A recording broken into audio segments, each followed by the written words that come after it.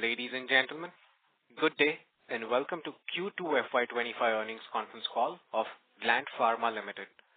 As a reminder, all participant lines will be in the listen-only mode, and there will be an opportunity for you to ask questions after the presentation concludes. Should you need assistance during this conference call, please signal an operator by pressing star then 0 on your touchtone phone. Please note that this conference is being recorded. I now hand the conference over to Mr. Ankit Gupta. Thank you, and over to you, sir. Thank you, Sagar. Good evening, everyone. We welcome you to Gland Pharma earnings conference call for Q2 of FY'25. My name is Ankit, and I head Investment, M&A and Corporate Strategy at Gland. In India office today, we have Mr. Srinivas Sadhu, our Executive Chairperson and CEO, Mr. Ravi Mitra, our CFO. We also have Mr. Alan, the CEO of Cenexi, who's connected virtually from France. We'll begin the call with business highlights from Mr. Sadhu, followed by an overview of Cenexi from Mr. Alan, and lastly, the group financial overview by Mr. Ravi.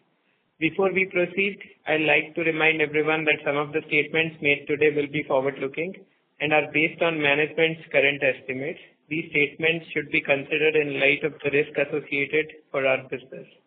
The call is being recorded and the playback and script will be available on our website shortly. With that, I hand over the call to Mr. Sadhu for his opening remarks. Over to you, Mr. Sadhu. Thank you, Ankit. On behalf of Gland Pharma, I extend a warm welcome to our Q2 FY'25 earnings conference call. As this will be the final call before the end of CY 2024, we wish you and your families good health and prosperity throughout the upcoming season. Today, we will review our financial results and operational developments for both the standalone entity and the group, which includes Cenexi, our European CDMO business. At a group level, we reported revenue of INR 40,068 million in Q2 FY'25 compared to INR 13,000 million in Q2 FY'24. Representing moderate growth of 2%. This performance is in line with our expectations, given the slower uptake in the rest of the world markets for our base business and the impact of the extended annual shutdown at our Cenexi facilities due to the planned installation of a new ampule line. Let's take a closer look at our base business performance for the quarter, excluding Cenexi. We achieved INR 10,659 million in revenue, a 5% increase compared to the same period last year. This demonstrates the continued resilience of our operations in a competitive environment. Our base business EBITDA margins were steady at 34%, similar to Q2 FY'24. On a consolidated basis, our EBITDA margins for the quarter were 21%, impacted mainly by Cenexi, as previously mentioned. We continue to see healthy performance in our core markets of the United States, Europe, Canada, Australia, and New Zealand. These key regions contributed 75% of our revenue in Q2 FY'25, up from 74% in the same period last year. In the US, our largest market, sales increased by 3% year over year. This growth was fueled by both an uptick in existing products and the successful introduction of new products. During the quarter, we launched 6 molecules across these key markets, including 4 in the US alone. Notably, products like cetrorelix acetate, ephedrine sulfate, tranexamic acid, and diazepam are gaining traction with our partners, and we are very optimistic about the future growth potential. Now, turning our attention to the rest of the world markets, we see that these regions contributed 19% of our revenue in Q2 FY'25, which is similar to Q2 FY'24. While we experienced a slight delay in order pickup from Saudi Arabia, we anticipate this will pick up in the second half of the fiscal year. We remain confident in the long-term growth potential of this important market and are actively working to strengthen our presence there. The Indian market recorded INR 874 million in revenue, and this segment contributed 6% of our total revenue. In Q2 FY'25, our total R&D expenditure was INR 493 million, representing 4.6% of our base business revenue. During the quarter, we filed 7 ANDAs and importantly received approval for 8 ANDAs. This brings our total ANDA filings in the United States to 363, with 304 approvals and 59 pending. Globally, we now hold 1,726 product registrations, demonstrating our commitment to expanding our product portfolio and reaching patients worldwide. Turning to our complex product portfolio, to date we have 9 filings completed in a targeted portfolio of 19 products. 6 of these complex products have already been approved and launched, with 3 more expected to be approved soon. Our complex products target an IQVIA market opportunity of $7.3 billion, reflecting the significant potential of this segment to drive future growth. In the Chinese market, we are adapting our development strategy to address the evolving market dynamics. 4 of the 9 products in the plan for China market are currently under development and 5 have received approvals. On the biologics CDMO business from India, while we await further developments on the previously announced potential collaboration, during the quarter, Gland entered into a binding term sheet with Dr. Reddy's Laboratories to establish a strategic biologics CDMO collaboration. This partnership will leverage our state-of-the-art biologics manufacturing facility at Genome Valley in Hyderabad. We are very optimistic about the potential of these partnerships to create value for both organizations, and we expect to sign a definitive agreement soon. Lastly, on Cenexi, the business recorded INR 3,399 million, which is 37 million in revenue this quarter, with a gross contribution of 69%. As anticipated, the annual shutdown impacted our performance, and we reported an EBITDA of negative INR 685 million, which is negative 7.5 million of euros for the quarter. However, our strategic progress at Cenexi is proceeding as planned. We also have Alain on the call with us today to provide a more in-depth update of recent developments and critical initiatives at Cenexi. In closing, Gland has had a good first half of FY'25 and is optimistic about delivering strong financial results for the entire year. We are executing our strategic priorities, expanding into new markets, and building a solid foundation for the future. As you may have already read, we are excited to welcome Mr. Shyamakant Giri as our new CEO in January. Shyamakant is a highly accomplished leader with over 25 years of experience in driving growth and success across diverse organizations.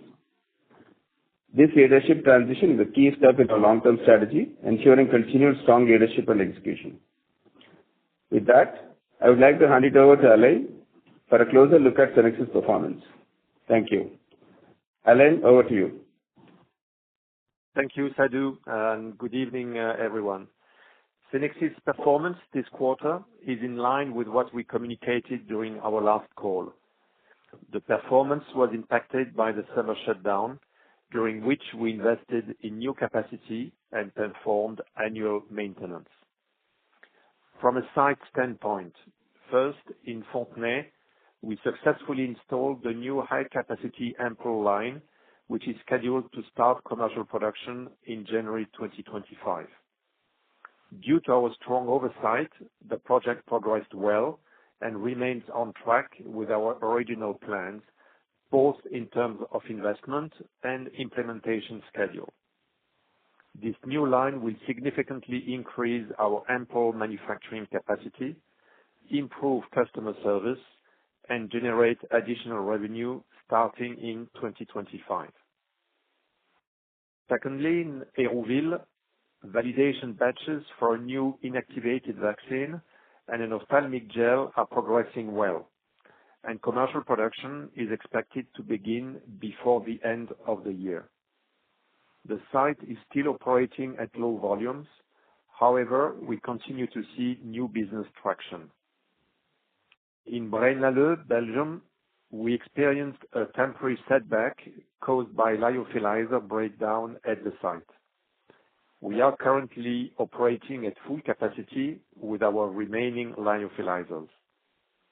The issue will be fully resolved during the quarter, and a new backup unit will be installed in the first half of 2025 to prevent future disruptions. While we are making good progress and our course correction plan is gaining momentum, I want to highlight that these temporary headwinds at the Braine-l'Alleud site will impact our quarterly performance. That being said, we continue to strive for achieving our short-term goals. A positive EBITDA for Q4 of full year 2025. We also maintain our medium-term goal of a positive EBITDA for the next fiscal year, driven by an increase in revenue above the 200 million euro threshold. Thank you. I will now turn the call over to Ravi to discuss financial performance. Ravi, please proceed. Thank you, Alan. Good evening, everyone. We appreciate you taking the time to join us today. Let's review our financial performance for the quarter and first half of the fiscal year 2025. In Q2 FY'25, our consolidated revenue from operation was rupees 14,058 million, a 2% increase year-over-year, driven by modest growth in our base business in US. At Cenexi, the revenue for this quarter was lower by 5% year-on-year due to the extended shutdown for installation of the new ampule line at Fontenay. Base business revenue increased by 5% year-on-year. For the first half of FY'25, revenue reached rupees 28,075 million, marking a 9% year-over-year increase. Our other income for the second quarter reached rupees 596 million. This includes rupees 542 million from interest on fixed deposits and rupees 45 million in foreign exchange gains. For the first half of the fiscal year, other income totaled rupees 1,111 million, rupees 1,023 million from interest income, and rupees 45 million from foreign exchange gains. The gross margin for Q2 FY'25 was 59%, compared to 62% in Q2 FY'24, primarily impacted by lower gross margin at Cenexi. Gross margin of our base business remains stable at 56%. For H1 FY'25, the gross margin were at 59% versus 62% in H1 FY'24. Our Q2 FY'25 consolidated EBITDA was rupees 2,961 million, with a 21% margin. This compares to rupees 3,205 million and a 23% margin in the same period last year. The decrease is primarily attributed to losses at Cenexi. Importantly, our base business delivered a strong 34% EBITDA margin, which is similar to the prior year. Operating expenses at our base business remained in line with previous quarters. The EBITDA for first half of FY'25 increased by 5% year-over-year, reaching rupees 3,645 million. This translates to a 21% EBITDA margin for the group, with our base business achieving a 34% margin. Our net profit for Q2 FY'25 stood at rupees 1,635 million, a 16% decrease compared to the same period last year. For the first half of the fiscal year, our net profit reached rupees 3,073 million, with an 11% profit margin. In the second quarter, our total R&D expense were rupees 493 million, representing 4.6% of revenue from operations, excluding Cenexi. This is up from rupees 351 million in the same period last year, reflecting our ongoing commitment to adding new products. For the first half of the year, R&D expense totaled rupees 982 million, or 4.7% of revenue. Our effective tax rate remained consistent at 26% for both the second quarter and first half of the fiscal year. We continue to invest in our future growth. This quarter, we incurred rupees 1,037 million in capital expenditures, primarily for the modular expansion of our Pashamylaram plant and Cenexi.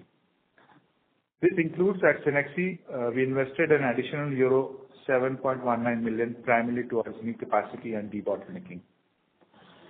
Our strong operational performance generated rupees 6,436 million in cash flow from operations during the first half of the year. We ended the quarter with rupees 28,201 million in cash and cash equivalents.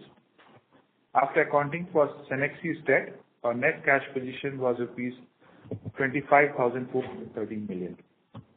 We have also made significant progress in optimizing our working capital, which now stands at rupees 20,453 million. Our cash conversion cycle has improved to 149 days, down from 196 days in the same period last year. With that, we will now open the floor for questions. Thank you very much. We will now begin the question and answer session. Anyone who wishes to ask a question may press star and one on their touchtone phone. If you wish to remove yourself from the question queue, you may press star and two. Participants are requested to use handsets while asking a question. Ladies and gentlemen, we will wait for a moment while the question queue assembles.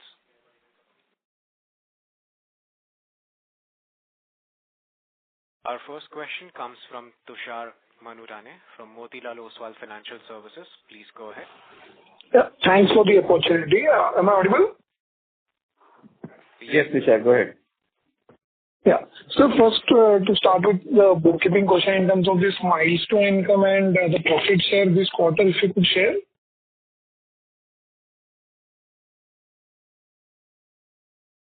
The profit share for this quarter is 8% of revenue at Cenexi. Okay. And the milestone income? It is 7%. Okay. So on the core market sales, in terms of the sales has been stable for 2 quarters now, while there has been 2 launches as well. So when do we see the pickup in this segment, per se, meaningful pickup in this segment? On a year-on-year basis, still US is still growing. Now, if you see a couple of things which happened, ROW has degrown. The tender offtake didn't happen last quarter, which we were expecting in Saudi. It's a big that will happen this time. That's one aspect, and one big what we got in that also will go this quarter. So that will be a jump on the US business and the ROW business.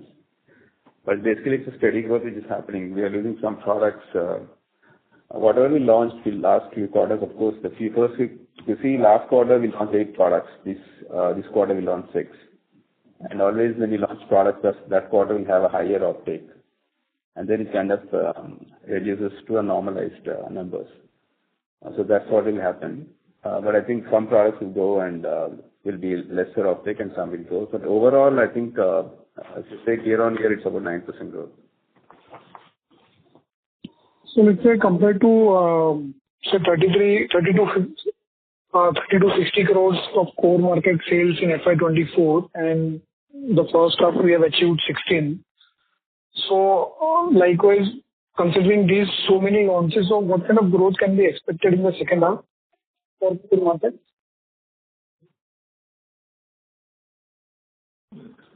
Are you asking what kind of growth we expect in the second half for the new products launch? For the core markets overall sales, sir. Okay.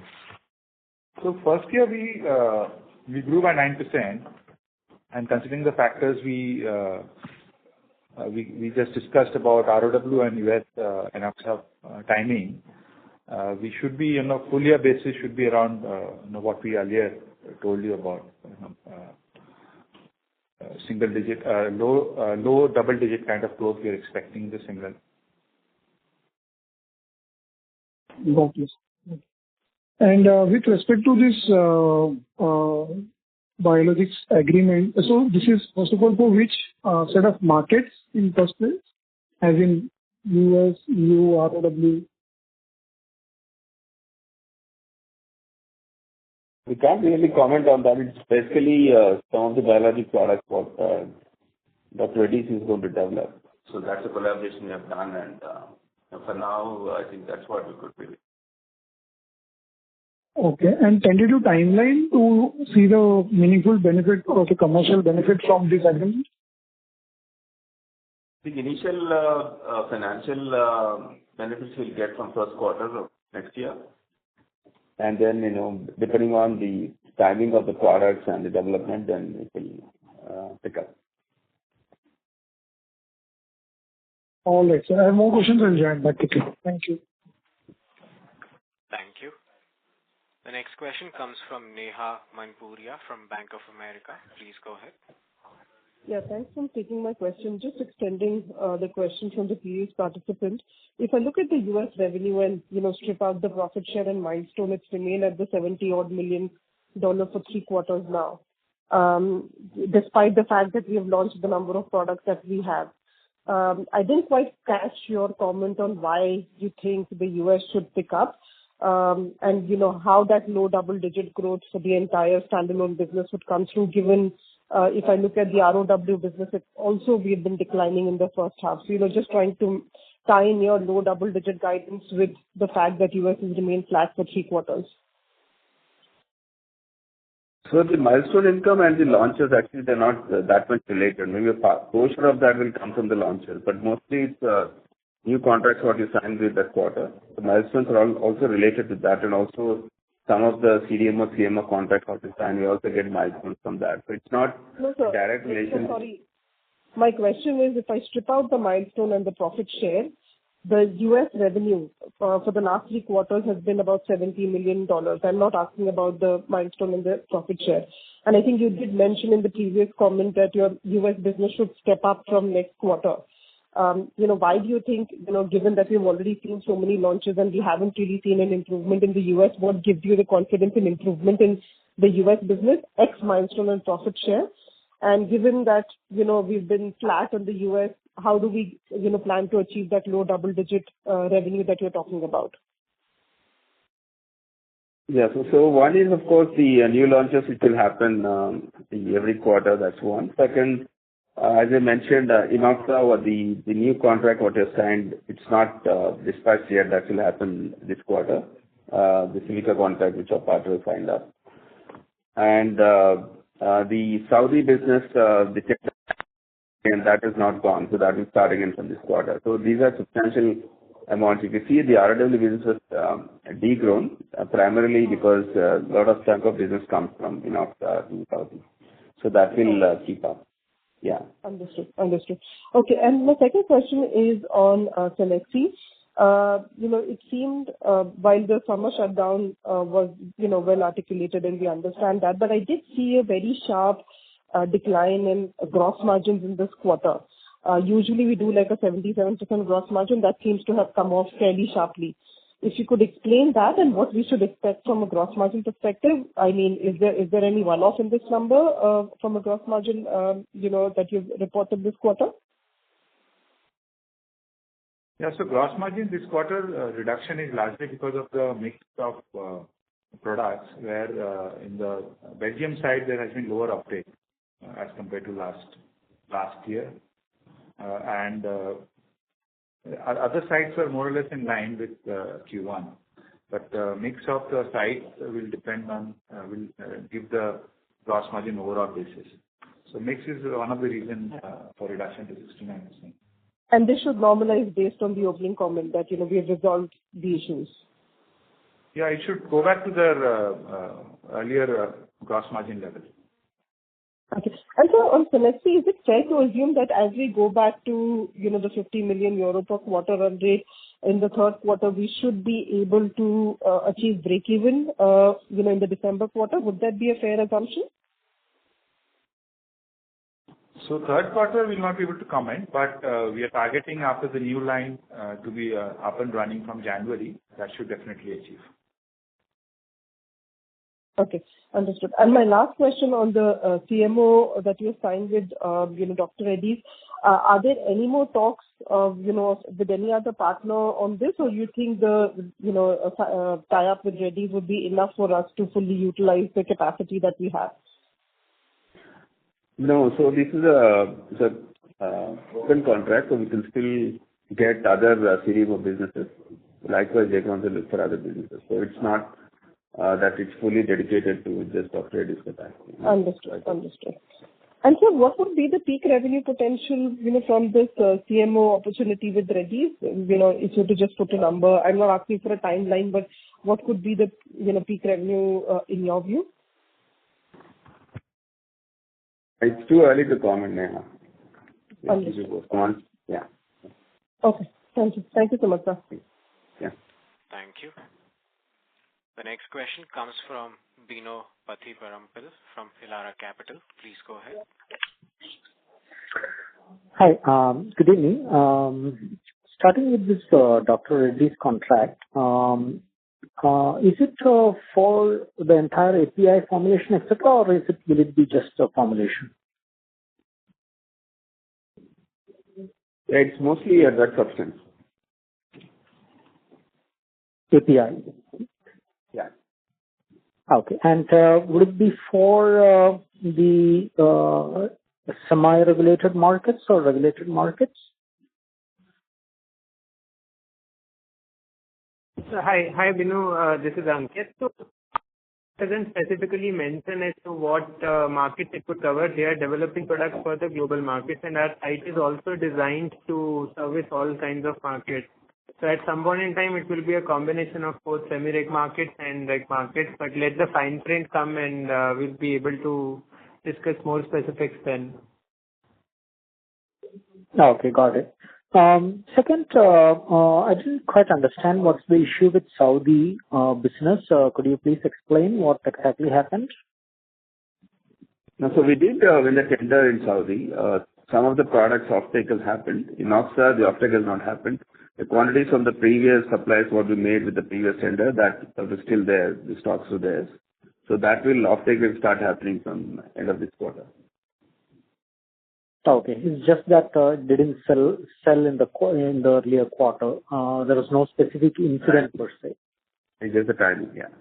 Okay. And one last question. You have the tentative approval for latanoprostene eye drops in the US. Is that a product likely in the next 12 to 24 months, or is it far out? It's under...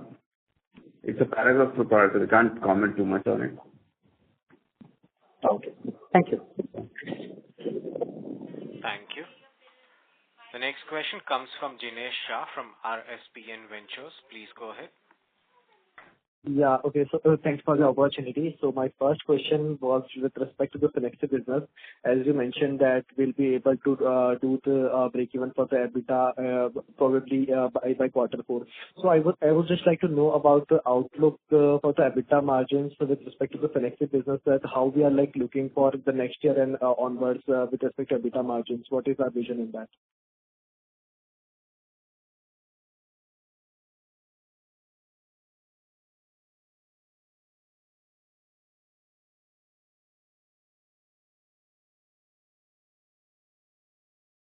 So see, we expect after the new line and some of the additional capex to be done, we'll next year we'll end up at EBITDA neutral or low single digit. Year after that, when all the capacity is on stream and we get all the pipeline projects in commercially on, then we'll end up at the old 10% EBITDA level. Okay. Then my other question would be with respect to the maintenance shutdown thing. Is it like an annual thing that we will expect in next year in FY'26 too, that will impact one of the quarter with respect to revenue in the business or something like that? It's like an annual thing, or it's like the periodic phase that we come into the maintenance shutdown? It's annual maintenance. Every year this will have just a few days here and there, but more or less it will be 3 to 4 weeks. But I think first couple of years we'll try to use that time to install at full capacity. So we are expecting in quarter 2 of FY'26 as well, right? Sorry? So we are expecting another maintenance shutdown and FY'26 quarter 2 approximately, if I can assume? No, it will be in August of every year. Okay. Fair enough. And my last question would be with respect to the tax rate, that I would just like to know the reason that though Cenexi is in like a loss-making company at the moment, and standard tax rate is around 25%, and how come we are like charged more tax, which is approximately 34% in overall consolidated business? Yeah, because of the Cenexi's negative PBT, there is no tax being created for deferred tax asset. That is why you are on consolidated, which is you are saying is a higher tax rate. Once Cenexi comes back to profitability, then we'll go back to our corporate rate. Okay, fair enough. Okay, thanks a lot. That's it from my side. Thank you. The next question comes from Sayan Mukherjee from Nomura. Please go ahead. Yeah, hi, thanks. Good evening. You recently announced appointment of Shyamakant Giri. So can you take us through the thought process of separating your role and that of CEO? And, what were the thoughts of hiring someone like Shyamakant to sort of run as a CEO here? And, should we read something more strategic here? What are you expecting, going forward, for the new CEO to sort of focus on? Yeah, I think it's more to strengthen the senior leadership to grow the business. And I'll be taking the role of more strategic and long-term, mid to long-term initiatives. Also a bit more time at probably Cenexi, because it needs a bit more focus. And the new CEO will focus on the rest of the business, and also he brings in more experience in ROW and other markets also. So that also adds to our strategy of growing business in different markets, while we continue to have that solid business in the US market. That's the basis. Yeah, so does that mean, given Mr. Giri's experience of running front end, especially in ROW emerging market, is that something you are aggressively looking at going forward? Because you had earlier mentioned, about putting up front ends. Yeah, we are evaluating that option. I mean, there are pros and cons for that. So that's actively in evaluation, yes. Okay. And secondly, on the bio contracts, so if you can, I think you mentioned about Dr. Reddy's. So how have the discussions evolved? If you can give us a sense now, what kind of traction we should expect, let's say, from a 2-3 year perspective. What are the next milestones that we should watch out for? I would say, this is very important, what we just announced, because it also gives us the experience and learning what is required in this business. Normally, a lot of companies look at what you've been doing as, because it's a new area we're entering. While we're doing this, we're also having some tangible discussions with some of the other players. This will only probably expedite those kind of discussions what we're having.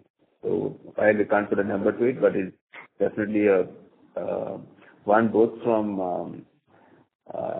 while it may not add up huge numbers in the near term, but it's I would say it's a foundation which we're laying for the future with smaller revenues in the beginning, but it all depends on how much video business we can create it moving forward.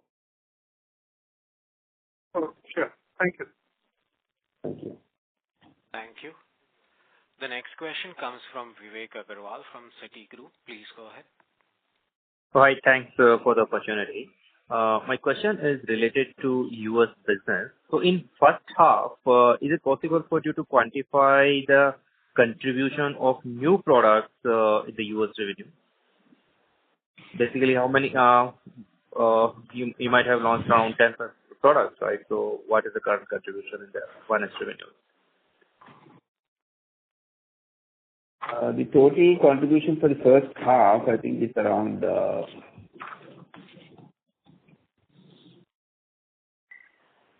about 60 crores.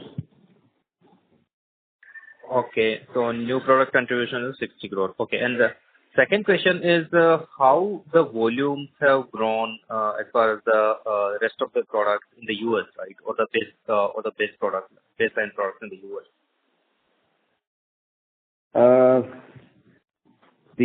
From quantity perspective is about 5% growth in the US. Compared to the volume growth. Compared to the Q1. Compared to Q1, okay. And YOY, what kind of the volume growth was there? YOY, it's about similar 5%. Okay, sir. Thank you. That's so much. Yeah. Thank you. The next question comes from Anubhav Agarwal from UBS. Please go ahead. Hi, guys. Good evening to all. One, I'm just trying to understand your R&D. So annually, your R&D is about 200 crores. And I understand from past calls that when you report R&D, part of the R&D is spent by the partners also. So can you just help, if you are spending 200 crores a year, what would be the gross R&D spend of partner plus you put together roughly? Anu, just give a second.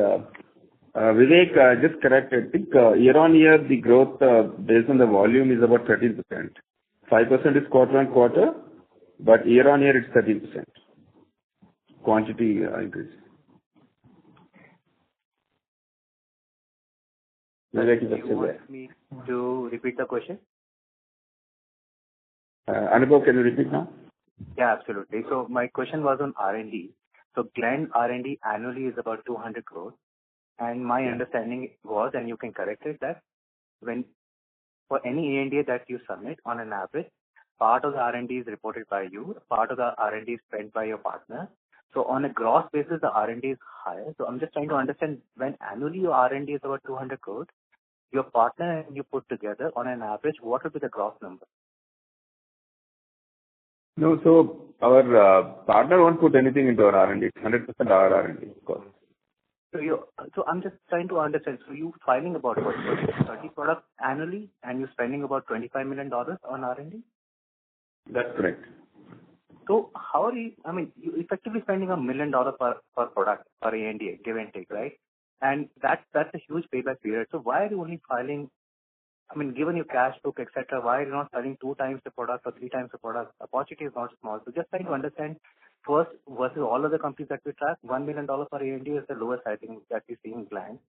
And then I cannot understand why are you not filing 2x or 3x of the product that you are filing today with that efficiency. Give me a second.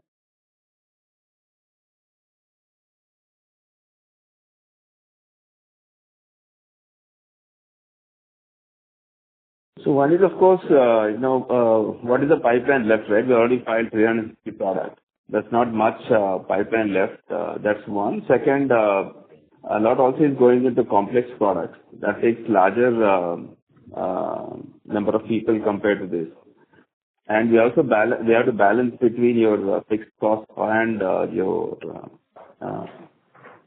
and also the investments what you make. So while a lot of products also we have to look at what capabilities our R&D have. So whether they can actually make some of these products. So we have to increase number of people to double if you have to file more. And we have to look at and this is not like you can hire today and then remove after 3 years, right? So we have to balance between the filings and how we want to grow this business and then the return on those products also.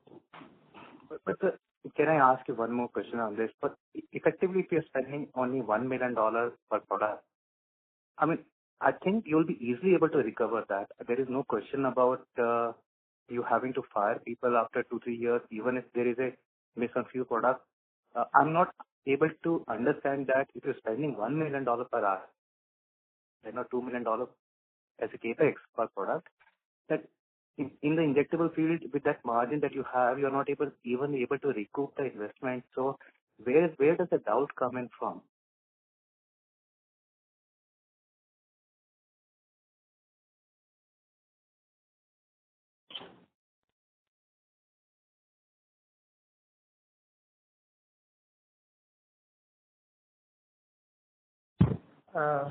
Anubhav, I'll answer this question. See, basically, if you see today, we are a pure play injectable company, and as far as the generic products is concerned, we are by and large covering most of the opportunities that we can do from our R&D in India.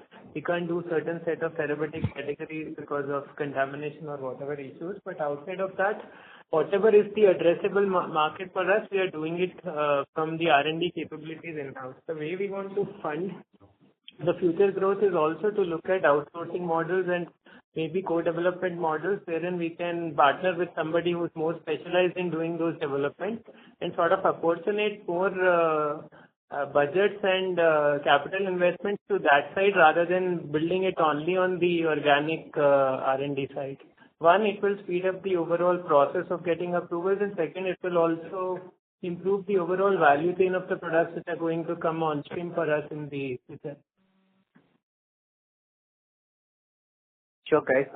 I'll take this a little offline as well. Just one more clarity on Genome Valley. What is the capacity over there?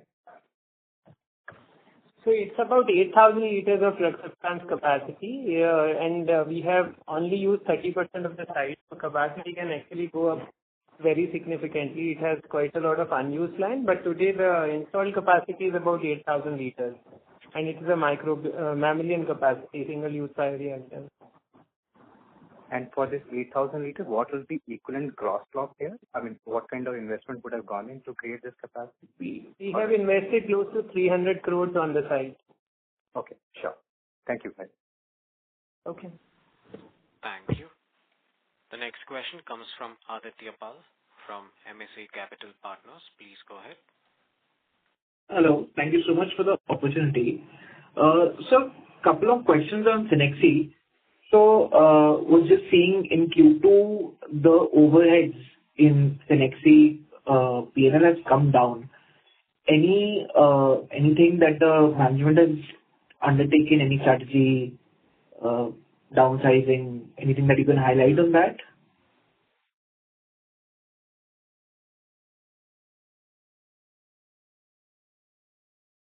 Hello? Give me a second. Huh?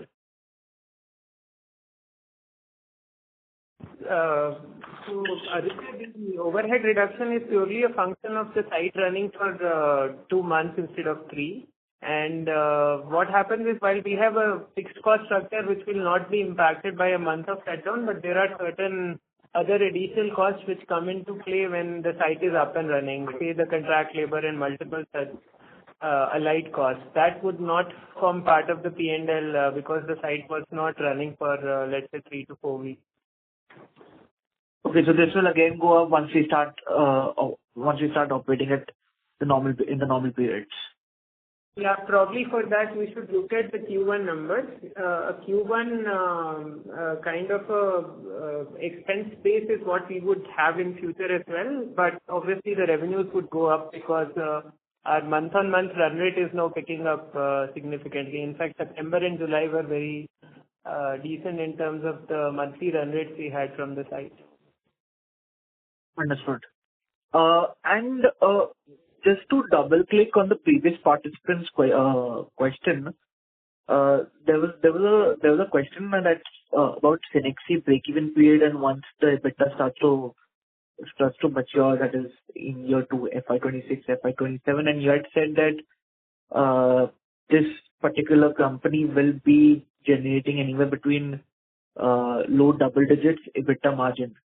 So just wanted to understand the management's thought process when we acquired this business. Even though this is a gross margin accretive business, it is being a big drag on the EBITDA margin. So if you can just, it's a bit philosophical question. If you can just highlight that, what is it that we are looking to get from Cenexi? Of course, one is the European branded generics business, and we didn't have any presence in Europe. That's one. Second, it's a solid CDMO business. In spite of the problems and the issues we face, the business is very intact with long-term contracts. And this also helps in, and also some of the technologies what this business has, we don't have. So we can use those technologies to file some of our products as well. And also they also manufacture controlled substances for US and Japan market. That opens up some of the portfolio for Gland also. So there are several areas what we looked at when we acquired this business. But we always knew that it will be a bit negative for us in terms of dilutive to Gland. But we also looked at how we can make it more efficient in a duration of time. But it took longer than what we anticipated because of the issues what we have there. But in the long run, I think the business is solid, and we also we're looking at a lot of long-term opportunities coming because of this European asset. Because most of the time, the big pharma in Europe, we want to take the products from the European manufacturing side. This will open up those opportunities. So I would say this was a long-term play what we looked at. And also entering European market with our own products is more competitive and very difficult to take from India. So it was like a combination strategy of CDMO and our own portfolio, how to increase in certain areas where we can't enter, like the control substance, we can't take it from India to US. But there's an opportunity where we can take it to several other areas. Also, another question that I had, like we have a gross block of somewhere around 4,500 crores. How fast, how quickly can you see that we come back to a normal asset turnovers of 2.5 times that we used to do 2 years back? And if you can give me a split between Cenexi business and Gland business ex Cenexi at peak revenue, that I'm assuming will be 2.5 times gross block. Yeah. So on the Gland side, the new capex which we have put up in Pashamylaram side will go upstream from next year, which is bag line and the microsphere dry powder line, and a few hormone suspension line also will come from next year. So that will bring us back to our old Gland asset turn rate, which is 2.5. On the Cenexi, this year we would be like 165 million euro, but next year we expect to reach 200 million euro, which is almost like 0.8x. And once we start commercializing the new capacity which we are putting, like one is PFS line, the new ampoule line, and a few other lines also which we are currently planning, then we should have much higher, between 1 to 2x asset turn at Cenexi as well. But that will take in a midterm basis and not next year. Understood. Just the last couple of questions, sir. So in Cenexi, what I could understand is that the Normandy site is the one that is causing the overheads to shoot up and our asset turns to be low. Is that a fair understanding? Yes, that's correct. Understood. And sir, a bookkeeping question. So goodwill has gone up in September in H2 in the balance sheet. What has led to that? Because we haven't done any acquisition in this H1, correct?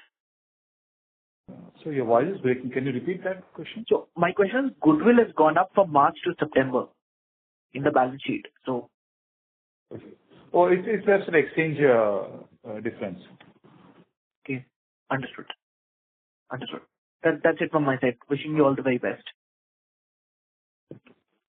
Thank you. The next question comes from Amilan Das from Nomura. Please go ahead.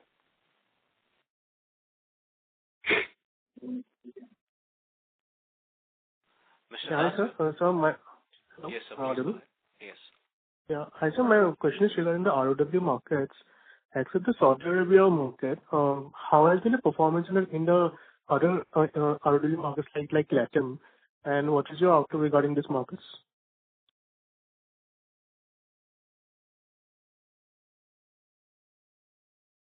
Hello?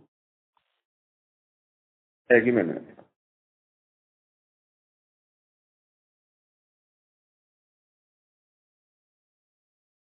So the APAC business has gone up, and there are also several approvals in South Africa which started start exporting. Mexico business has started in there. If you actually remove Saudi and see, the rest of the business has gone.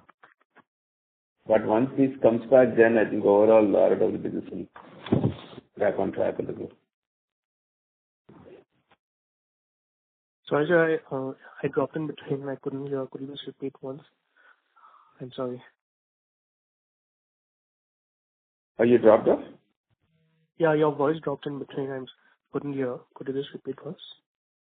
No, what I said is APAC business has grown, and we also launched new products in South Africa and also Mexico. The business started last quarter. So this will start picking up. If you actually remove Saudi and see the rest of the business, it has grown up. It has gone up. So once we start shipping out some of the key products to the Saudi, then I think overall business will be back on growth track. Okay, sir. So, and how has been the performance in markets like Brazil and Argentina, where you were quite present before, I think? I think that is steady business we're having in Brazil. Yeah. Okay, sir. Okay. Thanks. That's all. Thanks. Thank you. The next question comes from Shyam Srinivasan from Goldman Sachs. Please go ahead. Yeah, good evening, and thank you for taking my question. Just the first one on the standalone or core costs, right? If I look at gross margins, I think are down like 50-60 basis points. So what is explaining just the core gross margins coming off? Is it mix?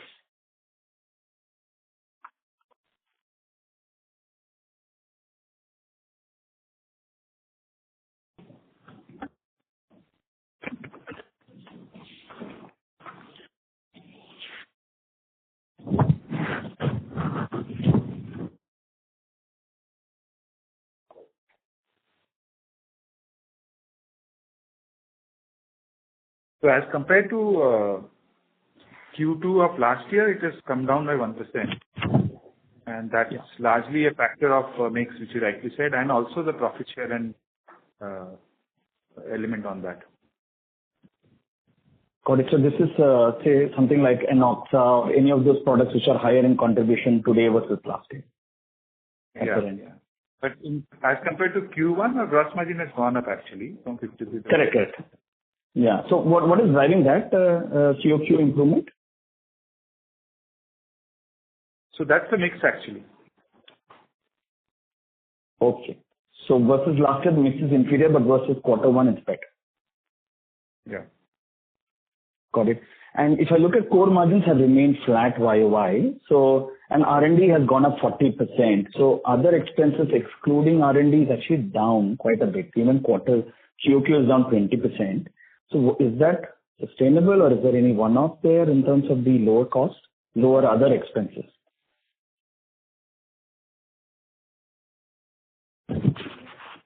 So power and fuel has gone down at India. No. In the way you report your power fuel employee, you have other expenses above EBITDA. So other expenses, I'm excluding R&D, which is up 40%. So that leaves the other expenses is actually down 25% or something. YOY. So YOY other expenses are actually same, but quarter it has come down, right? Yeah. In other expenses, sir, I'm just removing R&D costs. That's an okay assumption, right? That's why you book R&D, no? No, it's largely this quarter is the rate we can consider because previous year there would have been some consulting expense for acquisition and other strategic advisory we were taking. Got it. My last question, just on guidance. Sorry, I missed it. So we earlier had a mid-teen growth guidance for US, right? So you are now saying it's low double digit, is it? Sorry, I missed this.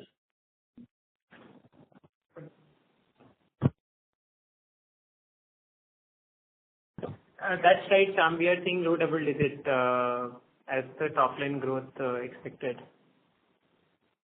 Yeah, Ankit, and what's driving it is like volume growth seems to be strong. So I'm assuming is it like because of pricing pressure or what explains that or slower like new product launches?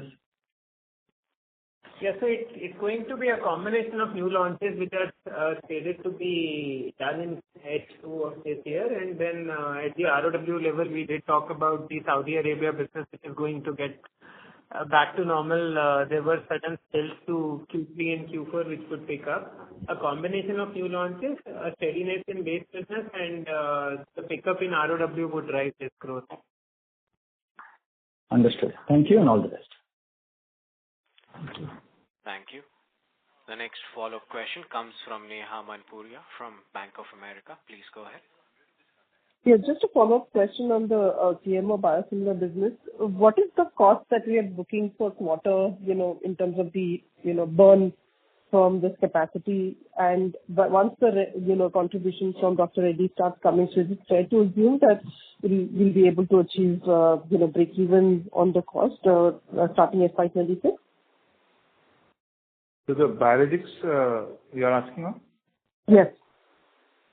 So current cost is about 3 to 4 crore per quarter. And on the revenue side, as we mentioned earlier, too early to comment on that. 3 to 4 crores per quarter. That's all the cost is for the CMO business. That's the current running cost we are incurring. Okay. So, this is as and when the Reddy's, supply comes coming through, this cost would go up, I'm assuming. Yeah, this might go up a bit, but the business should cover all those costs. Yeah, fair enough. Okay. Yeah. And my second question is, do we have any GLP products in our pipeline, or have our partners reached out to us for any, GLP products, given we have a requisite capacity for that, even if it's for fill finish? Yeah, we do. We have already signed a few GLP-1 contracts on the CDMO side. Yes. This is for the regulated market, sir? Yes. And supplies would start when? Well, they are all patents are on it, right? So. Sorry, it should sir. be around. So we can't really tell the dates because it's all client products. So it's yeah, but we have signed with I think three different customers on GLP. Got it. Thank you so much, sir. Thank you. The next question comes from Sunil D. Khatri, who's an individual investor. Please go ahead. Yeah. Good evening, sir. Good evening. My question is that when is likely to be break even for the Cenexi business? Sorry, we lost you. When is likely now for Cenexi business we are not doing any profit. We are incurring losses. So when is likely to be break even for the Cenexi business, and whatever the capital expenditure you are incurring for this development. So when is likely to be completed and the production plant will give the 100% utilization? So at Cenexi, EBITDA level break-even will happen in Q4.